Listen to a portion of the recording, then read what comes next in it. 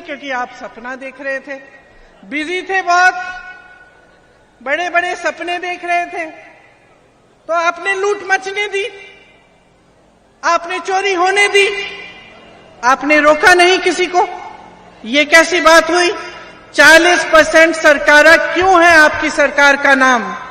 Contractors आत्महत्या कर रहे हैं आपकी सरकार में, चिट्ठी लिखते हैं प्रधानमंत्री जी को, सर्वज्ञानी अंतर्यामी जी को, कोई जवाब नहीं आता, कोई जवाब नहीं आता। आत्महत्या करते हैं किसान, कोई समस्या नहीं देख रहा है किसानों की, कोई राहत नहीं आती। इस तरह से हर स्तर पर कर्नाटका को लूटा, और लूटते लूटते गवर्नेंस, किस तरह से सरकार चलेगी, कैसे हम रोजगार दिलवाएंगे, ये सब बातें सब भूल गए। आज चुनाव आया है, इधर उधर की बातें हो रही हैं। हम यूपी में जब कोई इधर उधर की ज्यादा बातें करते हैं तो हम कहते हैं भाई मुद्दे पे आओ, मुद्दे पे आओ। ये तो मुद्दे पे आ ही नहीं रहे हैं। मुद्दे क्या है? विकास, आपके लिए अस्पताल बनाना, आपके लिए शिक्षा के संस्थान बनाना, आपकी सड़कों को बनाना, आपके नौजवानों को रोजगार दिलवाना, मेरी बहनों को महंगाई से राहत देना, किसानों को आगे बढ़ाना, यही तो मुद्दे हैं। तो ये लोग क्यों नहीं बात कर रहे हैं इन मुद्दों के? 3.5 सालों से इनकी सरकार रही है, क्या किया इन्होंने? महंगाई इतनी बढ़ चुकी है कि आप, जैसे मैंने कहा, कुछ खरीद ही नहीं पा रहे हैं। किसान त्रस्त है, परेशान है, हर तरफ से उसकी परेशानी बढ़ी रही है।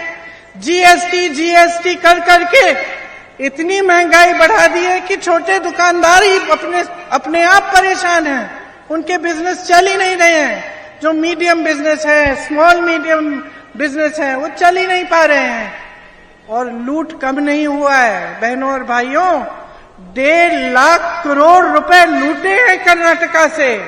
3.5 सालों में इतने पैसे की कोई सोच भी नहीं सकता। लेकिन हमने देखा कि भैया देखते हैं इन 1.5 लाख करोड़ रुपयों का बन क्या सकता था। और ताज्जुब होगा आपको जान के, जितना पैसा इन्होंने लूटा है, इससे आपके लिए 100 एम्स के अस्पताल बन सकते थे। 2250 किलोमीटर लंबी 6 लेन की एक्सप्रेसवे बन सकती थी। 187 ESI हॉस्पिटल बन सकते थे। 30,000 स्मार्ट क्लासरूम, सोचिए 30,000 स्मार्ट क्लासरूम जिसमें बच्चे पढ़ सकते थे आपके, उनको शिक्षा मिल सकती थी। 30 लाख अफोर्डेबल हाउसिंग के घर, 30 लाख गरीबों के लिए घर बन सकते थे। और इन्होंने क्या किया? उन पैसों को लूटा। और आज आपके सामने मुंह दिखाने लायक नहीं है। आज आपके सामने आपके मुद्दों पे बात नहीं कर सकते, इसलिए हर रोज कोई नया मुद्दा उठाते हैं जिससे आपके विकास, आपके जीवन, आपके रोजमर्रा की जो समस्याएं हैं, उससे कोई मतलब नहीं है। आपने खुद ही देखा होगा कि बेंगलुरु जैसे बड़े शहर से कितनी सारी कंपनियां चली गई हैं इन 3.5 सालों में। मोटोरोला, एप्पल, नोकिया, ओला, सैमसंग छोड़ के चले गए। कोई चेन्नई गया, कोई हैदराबाद गया, क्योंकि लूट इतनी है कि इंफ्रास्ट्रक्चर ही खराब हो रहा है। बेंगलुरु जैसे शहर में, आपका भी शहर है, बेंगलुरु जैसे विश्व प्रसिद्ध शहर में 35 लोग गड्ढे के अंदर गिरकर मर गए। और यहां विकास के इतने मौके हैं, क्यों नहीं किए जा रहे? तो मैं आपसे कहना चाहती हूं कि हर स्तर पर, चाहे आप नंदिनी को देखिए, आपने बनाया नंदिनी, आज भाजपा की सरकार कहती है नंदिनी में दूध इकट्ठा नहीं हो रहा है, कम हो रहा है, अमूल को गुजरात से लाते हैं। लेकिन 3.5 साल पहले जब कांग्रेस की सरकार थी तो आपको क्षीरा भाग्य मिला, क्षीरधारे मिला, सब्सिडी मिलती थी दूध के लिए किसानों को 5 रुपए प्रति लीटर। दूध इतना इकट्ठा हो रहा था कि मुफ्त में स्कूल के बच्चों को मिल सकता था। तो अब अचानक कैसे कम हो गया? अचानक ये कैसे कह रहे हैं? क्योंकि ये भी झूठ है। ये जो नंदिनी आपने बनाई, इसको भी लूटने की कोशिश है। गुजरात से अमूल को लाएंगे आस्ते आस्ते नंदिनी को खत्म कर डालेंगे। जिस स्तर पे आप देखें, जिस तरफ आप देखें, आपको सिर्फ लूटा गया है और मजाक उड़ाया गया है गवर्नेंस का। आज मेरे नौजवान भाई बहन यहां पे खड़े हैं, कितनों को सरकारी रोजगार मिला है? किसी को नहीं मिला है। और 2.5 लाख सरकारी पद खाली पड़े हुए हैं, लेकिन नौकरियां आपको मिल नहीं रही हैं। जो नौकरी के मौके होते हैं, रोजगार के मौके होते हैं, कहां से आते हैं? छोटे दुकानों से, छोटे बिजनेसों से, मीडियम बिजनेसों से। बड़े बड़े जो PSU होते थे, जो सरकार के होते थे, उससे बहुत नौकरियां बनती थी और किसानों को मजबूत करके, खेती मजबूत करके और रोजगार बनता था। लेकिन इनमें से कौन से काम किए इन्होंने? कोई ऐसा काम नहीं किया। बड़े बड़े PSU अपने उद्योगपति दोस्तों को दे दिए, प्राइवेट कर दिए, वहां से नौकरियां बंद। जो छोटे दुकान है, छोटे बिजनेस है, उनकी कमर तोड़ दी, आगे बढ़ नहीं पा रहे हैं। किसानों का तो पूछिए मत। आपके लिए यहां आपके प्रदेश में गन्ने का जो दाम है सबसे कम है। दूसरे प्रदेशों में 3500, 4000 का मिलता है, यहां सबसे कम है। तो ये परिस्थितियां भाजपा ने बनाई। और आपसे भी एक शिकायत है, आपने बनाने दी, क्योंकि आप बार बार चुनाव आता है और बार बार आपका ध्यान भटक जाता है। आप जवाब ही नहीं मांगते। आपने ये माहौल बना दिया है देश में, प्रदेश में, कि कुछ ना करे नेता, तब भी उसको मालूम होता है कि वो आके मंच पे खड़े हो जाएगा, कोई जज्बाती मामला उठा लेगा, धर्म की बात करेगा, जाति की बात करेगा, तो बस फिर से जीत जाएगा। तो अगर उसको मालूम है कि वो ये सब बातें करके चुनाव जीत सकता है, तो वो काम क्यों करेगा? इसीलिए तो काम करना बंद हो गया है। इसीलिए तो जवाबदेह सरकारें बनती नहीं है, क्योंकि जब मौका आता है चुनाव का, तो ऐसा ध्यान भटका देते हैं आपका मीडिया में ये सब डाल के और धर्म की बातें करके और इधर उधर की बातें करके, कि आप भूल जाते हैं कि आपका वोट तो आपके लिए लगना चाहिए। आपका वोट आपके विकास के लिए, आपके बच्चों के विकास के लिए जाना चाहिए। आप भूल जाते हैं, आपके जज्बात उठ जाते हैं, आप भूल जाते हैं। तो इसीलिए मैं चाहती हूं कि आज आपके सामने खड़े हुए, आपसे वोट नहीं मांगना है मुझे, आपकी जागरूकता मांग रही हूं मैं कह रही हूं जाग जाओ। बहुत हो गया है, 10 साल होने वाले हैं, जब देखो मंच पे आके फिजूल की बातें करते हैं। अरे बताएं तो सही, 3.5 सालों में कर्नाटका में किया क्या? अगर किया है तो बता पाओगे। मैं बताती हूं कांग्रेस ने क्या किया जब कांग्रेस की सरकार थी।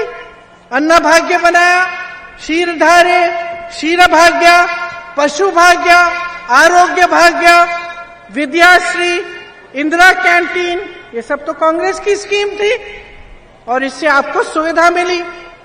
कांग्रेस की सरकारों ने राजस्थान में देखिए, छत्तीसगढ़ में देखिए, किसानों के कर्ज माफ किए हैं। छत्तीसगढ़ में 18 लाख किसानों के कर्ज माफ हुए हैं। ये कम नहीं है बहनों और भाइयों। आज भी धान का दाम सबसे ज्यादा छत्तीसगढ़ में मिल रहा है। चुनाव के समय कहा पुरानी पेंशन स्कीम लागू होगी, राजस्थान में लागू है, छत्तीसगढ़ में लागू है, हिमाचल में लागू कर रहे हैं। तो आप अगर जागरूक नहीं बनेंगे और आप खुद नहीं देखेंगे कि भाई 3.5 सालों से इनकी सरकार है, क्या मेरे जीवन में तरक्की आई है कि नहीं? मैं पूछ रही हूं आपसे, जब से बीजेपी की सरकार है कर्नाटका में, आपके जीवन में तरक्की आई है कि नहीं? सुनाई नहीं दे रहा, जोर से बोलो। नहीं आई? किसानों के जीवन में आई? मजदूरों को राहत मिली? मेरी बहनों को महंगाई से राहत मिली? आप नौजवान खड़े हैं, आपको जॉब मिला? तो जागो, जागो। देखो 3.5 साल से कुछ नहीं हुआ है। आपके जीवनों में मुश्किलें बढ़ी हैं कि नहीं? बड़ी है ना, तो कौन बदलाव लाएगा? ये माहौल कौन बदलेगा? आप ही बदल सकते हो, खासतौर से तुम लोग जो नौजवान हो।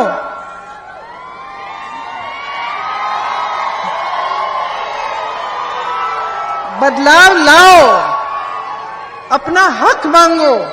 ऐसी सरकारों को मत लाओ जो आपका आदर नहीं करते हैं, जो आपका हक नहीं देते हैं। कांग्रेस आपको अपने हक देना चाहती है, इसीलिए कांग्रेस ने कुछ गारंटी बनाई है। क्या है ये गारंटी? 100% प्रगति लाएंगे। ये जो 1.5 लाख करोड़ रुपए इन्होंने लूटे हैं, ये हम किसानों के लिए, इनको मजबूत बनाने के लिए डालेंगे। 2.5 लाख सरकारी पद खाली पड़े हैं, शर्म की बात है। कांग्रेस ने ये प्रयास करेगी कि 1 साल के अंदर अंदर ये 2.5 लाख पद भरे जाएंगे। गृह ज्योति योजना लाना चाहते हैं हम। 200 यूनिट बिजली आपको फ्री मिलेगी। अन्ना भाग्य में आपको 10 किलो चावल मिलेगी। और ऐसी चावल नहीं जो मुझे एक महिला ने बताया 2 दिन पहले कि दीदी जो चावल हमें मिल रही है वो हम खा ही नहीं पाते। हम अच्छी चावल देंगे, आपको 10 किलो देंगे। युवाओं, एक युवा निधि स्टार्ट करेंगे। युवा निधि में जिसका ग्रेजुएशन हो गया है लेकिन नौकरी नहीं है, उसको हर महीने 3,000 रुपए सरकार देगी। और जिसका डिप्लोमा है उसको 1,500 रुपए हर महीने सरकार देगी। गृह लक्ष्मी योजना, मेरी बहनों, सबसे ज्यादा मेहनत आप करती हो। आप घर का बोझ, महंगाई का बोझ, समाज का बोझ उठाती हो। मैं जानती हूं कितना मुश्किल है जीवन। मैं जानती हूं कि इसके बावजूद सबसे कम सहायता समाज आपका करता है। इसीलिए कांग्रेस पार्टी आपकी मेहनत को पहचानते हुए आपके लिए गृह लक्ष्मी योजना लाई है, जिसमें आपको 2,000 रुपए हर महीने आपके खाते में जाएगा। आपको बस में जाने के लिए जहां भी जाए आपको बस का पास फ्री में मिलेगा। देखिए, जो खासतौर से शहरों में डिलीवरी का काम करते हैं, घरों में काम करते हैं, जो अस्थायी मजदूर हैं, इनके लिए बहुत कम सुविधाएं देती है सरकार। लेकिन आज जो ये काम कर रहे हैं उनकी भी मुसीबतें बहुत हैं। बड़े बड़े शहरों में जाते हैं, 4-5 लोग छोटे छोटे कमरों में रहकर सुबह से शाम तक मेहनत करते हैं कमाने के लिए, अपने परिवारों के लिए। तो कांग्रेस पार्टी एक न्यूनतम आय तय करना चाहती है घरेलू और डिलीवरी के कर्मियों के लिए, ताकि आपको एक मिनिमम वेज मिलना चाहिए, जिससे आपका कोई फायदा, आपका शोषण न कर पाए। इसी तरह से 3,000 करोड़ रुपए हम बजट में अस्थायी कर्मी के कल्याण के बोर्ड में डालेंगे। ऑटो ड्राइवर के लिए, टैक्सी ड्राइवर्स के लिए भी हम एक ऐसी कल्याण का बोर्ड बनाएंगे जिसमें 50-50 करोड़ रुपए डाल के उनकी मदद और उनकी सहायता के लिए हम काम करेंगे।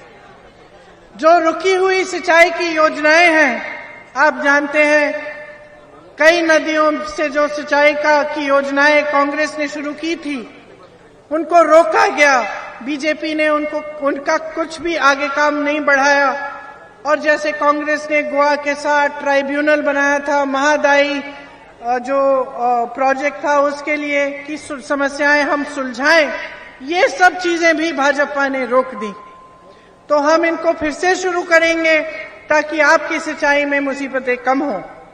इसी तरह से हमने सोचा है कि जो छोटे दुकानदार हैं, छोटे बिजनेस वाले हैं, आपके लिए भी फंड्स बने, आपके एक वेलफेयर फंड बने, ताकि जितना नुकसान आपने लिया है इन 3.5 सालों में, उससे कुछ राहत मिले आपको। हमने light engineering, automobiles, electrical equipment में हम चाहते हैं कि नए नए उद्योग बने।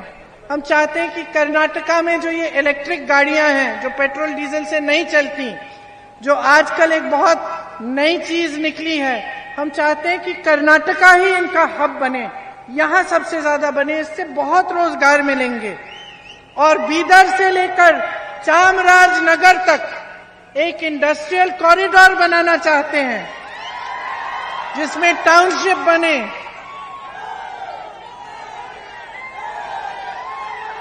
और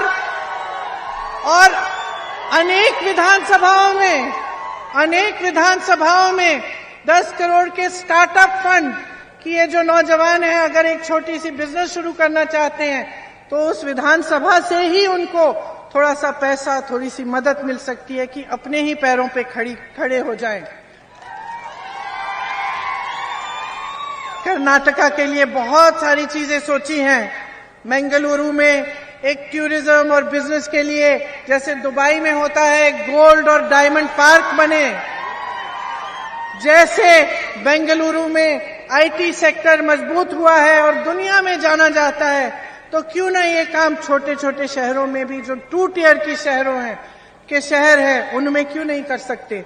तो हमारा प्लान है कि मैसूरू, हुबली, धारवाड़, गुलबर्गा, बेल्लारी, चित्रदुर्गा जैसे जो छोटे शहर हैं, इसमें भी हम आईटी को मजबूत करें, टेक को मजबूत करें। ये सब हमारी योजनाएं हैं, हम आपके लिए करना चाहते हैं। ये कल्याण कर्नाटका है। आपको मालूम है कि कांग्रेस ने ही 371J का, जो आर्टिकल 371J है संविधान का, कांग्रेस ही लाई थी और यहाँ के लिए तमाम विकास के रास्ते खोले। इसके लिए सोनिया जी लड़ी, मनमोहन सिंह जी लड़े और मल्लिकार्जुन खड़गे जी, जो आज कांग्रेस के अध्यक्ष हैं, वो बहुत लड़े। और जब ये आर्टिकल 371J लाए तो हमारे मन में यही था कि कर्नाटका को पूरी तरह से हम विकसित करेंगे, उसकी वजह से रोजगार मिले, किसानों की सिंचाई की सुविधा मिली, कल्याण कर्नाटका का बहुत विकास हुआ। आज वो विकास कहां गया? 3.5 सालों में सारा बंद कर चुके हैं। बेरोजगारी बढ़ गई है। आपको याद होगा यहां पे यादगीर रेलवे कोच की फैक्ट्री खोली थी, ये सब कांग्रेस ने किया था।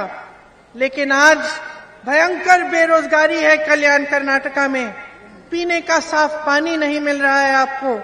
मुख्यमंत्री जी ने कोई ध्यान नहीं दिया इस क्षेत्र में।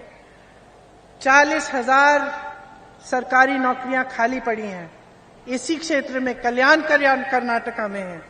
16,000 शिक्षकों के पद खाली हैं और शिक्षित लोग हैं, क्यों नहीं भरे जा रहे हैं? क्योंकि हर तरफ से इन्होंने आपको पूछा नहीं है, घोटाले किए हैं। आप भर्ती के इम्तिहान देते हैं, पीएसआई का इम्तिहान देखिए, पुलिस के कर्मी खड़े हैं, बच्चे मेहनत करते हैं, पेरेंट्स उनके माँ बाप फीस भरते हैं ट्यूशंस के लिए कि भर्ती के इम्तिहान के लिए तैयारी अच्छी होगी, अच्छी नौकरी मिलेगी। तो ये सब मेहनत करने के बाद, पढ़ाई लिखाई करने के बाद, फीस भरने के बाद क्या पता चलता है? उसमें भी घोटाला कर दिया। तो ये परिस्थितियां बन गई हैं कर्नाटका की। और जैसे मैं आपसे कह रही थी, ये परिस्थितियां सिर्फ आप बदल सकते हो, ये आप ही के हाथों में है। समझ लो, महान इतिहास है आपका, आपकी संस्कृति दुनिया भर में जानी जाती है। यहाँ के महान गुरु महात्मा सबने ये संस्कृति आपके साथ बनाई, आपके समाज ने बनाई। आपका एक ऐसा प्रदेश है जो मुझे याद है, जब मैं छोटी थी मेरे पिताजी कहते थे हम कर्नाटका में बहुत विकास कर सकते हैं, वहां पे आईटी टेक की बड़ी बड़ी शहरें बना सकते हैं। और मैं पूछती थी कैसे, छोटी थी मुझे नहीं मालूम था।